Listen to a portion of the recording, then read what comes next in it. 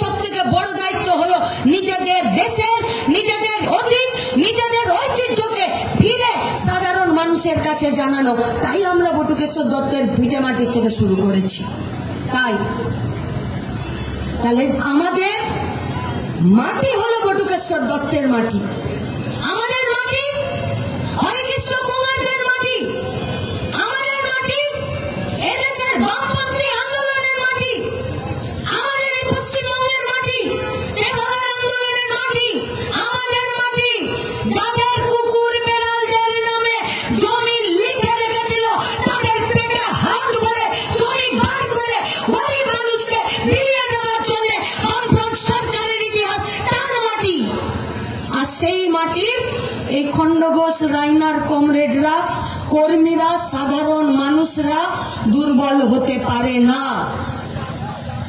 বটুকেশ্বর দত্তরা ভগৎ সিংদেরকে খেদিয়ে দিয়েছিল, আর আমাদেরকে দামোদরের বালি আর মাটি পাচারের গুন্ডা তৃণমূল বিজেপিদেরকে খেলাতে হবে।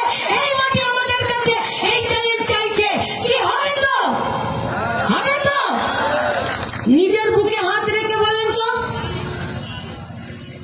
এই খাকি উর্দি পরে যে সরকারি গুন্ডাগুলো দাঁড়িয়ে আছে এখন গাড়ি পার করছে, এরা যদি চোখ খুলে থাকতো দামোদরের বালি পাচার হতো?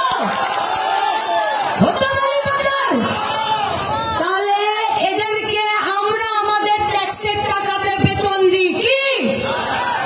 এদের বইয়ের গয়না আমাদের রক্ত ঘামের টাকায় হয়, এদের ছেলেপুলেরা আমাদের টাকায় লেখাপড়া করে।